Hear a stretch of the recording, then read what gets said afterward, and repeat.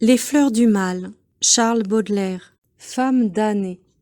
Comme un bétail pensif sur le sable couché, elles tournent leurs yeux vers l'horizon des mers, et leurs pieds se cherchant et leurs mains rapprochées ont de douces langueurs et des frissons amers.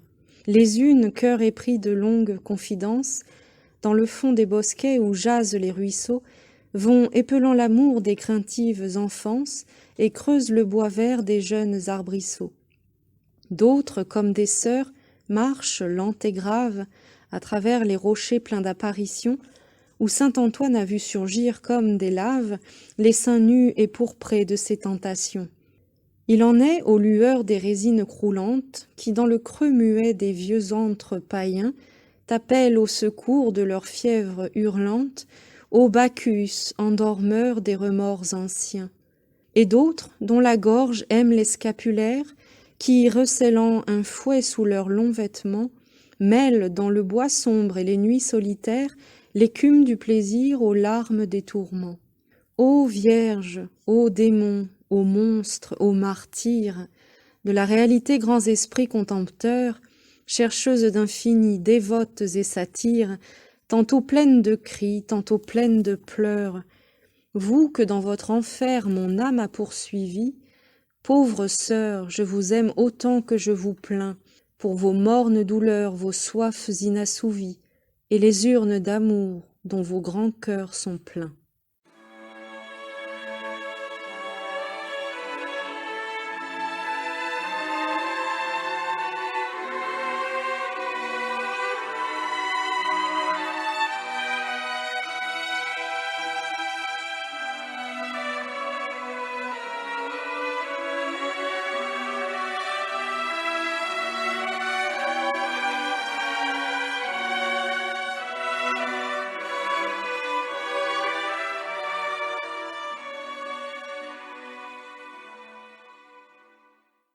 À la partie la plus gracieuse, Guillaume Apollinaire dans Poème à loup.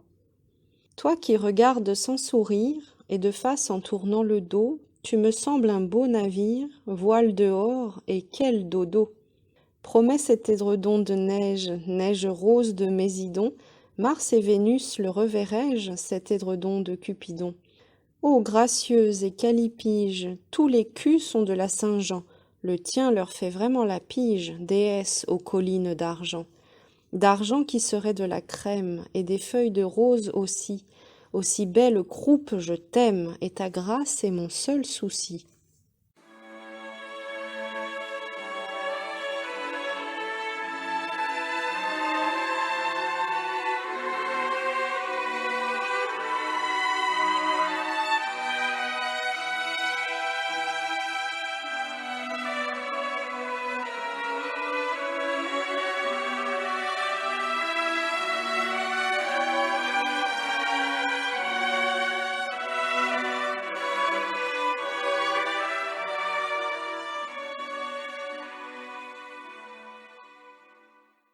Diamant du cœur, Théophile Gautier dans Émaux et Camée.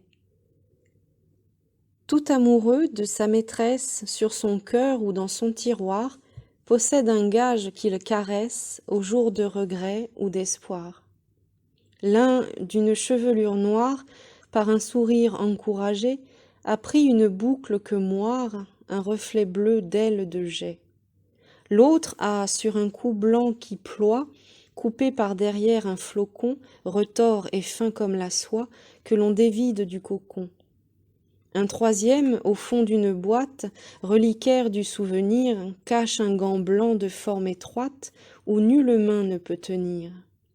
Cet autre, pour s'en faire un charme, dans un sachet d'un chiffre orné, coud des violettes de Parme, frais cadeau qu'on reprend fané.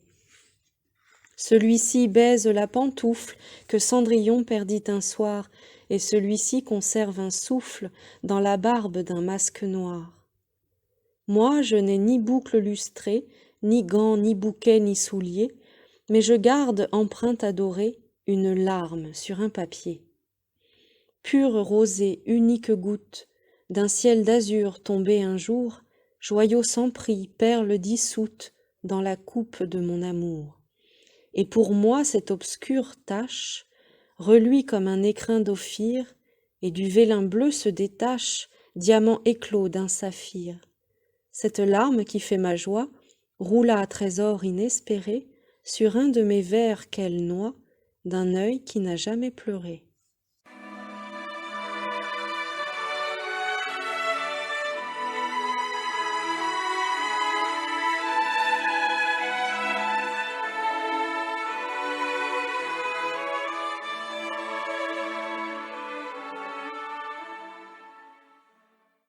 Le désir de peindre, Charles Baudelaire dans les petits poèmes en prose.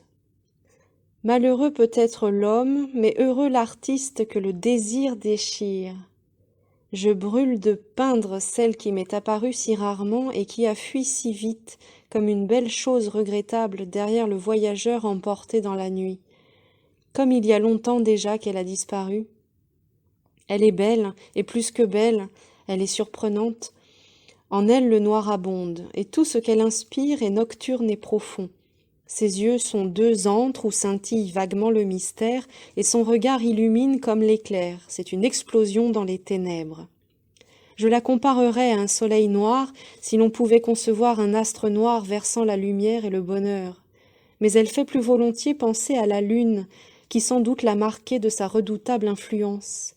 Non pas la lune blanche des idylles qui ressemble à une froide mariée, mais la lune sinistre et enivrante, suspendue au fond d'une nuit orageuse et bousculée par les nuées qui courent. Non pas la lune paisible et discrète visitant le sommeil des hommes purs, mais la lune arrachée du ciel, vaincue et révoltée, que les sorcières thessaliennes contraignent durement à danser sur l'herbe terrifiée. Dans son petit front habite la volonté tenace et l'amour de la proie. Cependant, au bas de ce visage inquiétant, où des narines mobiles aspirent l'inconnu et l'impossible, éclate avec une grâce inexprimable le rire d'une grande bouche, rouge et blanche, et délicieuse, qui fait rêver au miracle d'une superbe fleur éclose dans un terrain volcanique.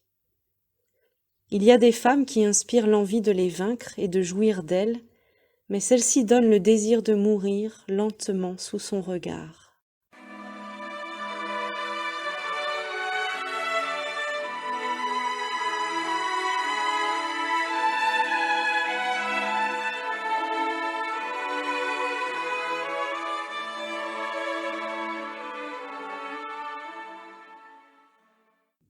Il bacio.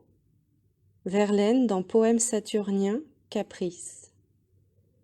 Baiser, rose trémière au jardin des caresses, vif accompagnement sur le clavier des dents, des doux refrains qu'amour chante en les cœurs ardents, avec sa voix d'archange aux langueurs charmeresses. Sonore et gracieux baiser, divin baiser, volupté non pareille, ivresse inénarrable. Salut, l'homme penché sur ta coupe adorable, si grise d'un bonheur qu'il ne sait épuiser. Comme le vin du Rhin et comme la musique, tu consoles et tu berces, et le chagrin expire avec la moue en ton pli purpurin. Qu'un plus grand, Goethe ou Will, te dresse un vers classique.